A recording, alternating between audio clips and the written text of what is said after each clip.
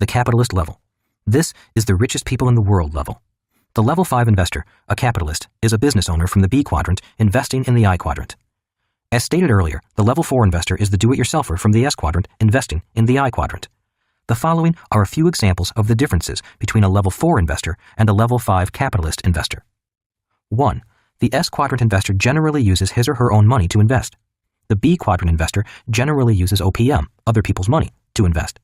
This difference is one of the major differences between the level 4 and level 5 investor. 2. The S quadrant investor is often a solo investor. The S also stands for smartest. The B quadrant investor invests with a team. B quadrant investors do not have to be the smartest. They just have to have the smartest team. Most people know that 2 minds are better than 1, yet many S quadrant investors believe they are the smartest people in the world. 3.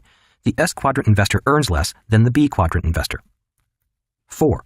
The S quadrant investor often pays higher taxes than the B quadrant investor. 5. The S quadrant also stands for selfish. The more selfish they are, the more money they make. The B quadrant investor must be generous. The more generous they are, the more money they make. 6. It is difficult to raise money as an S quadrant investor. It is easy for a B quadrant investor to raise capital. Once a person knows how to build a business in the B quadrant, success attracts money. It becomes easy to raise money in the I quadrant if you are successful in the B quadrant. That is the big if.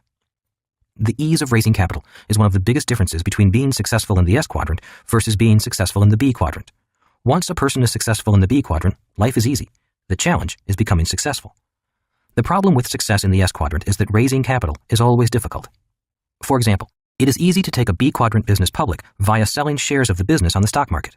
The story of Facebook is a modern example of how easy it is to raise capital for a B quadrant business. If Facebook had remained just a small web consulting firm, it would have been very difficult to raise investor capital. Another example is McDonald's. If McDonald's had remained just a single hamburger store, an S quadrant operation, no one would have invested in it. Once McDonald's began expanding into the B quadrant via a franchise system and was listed on the stock exchange, money poured in. The reason a business sells shares is because the more they share, the richer the entrepreneur becomes. An S quadrant business has a tough time selling shares because the business is too small to share.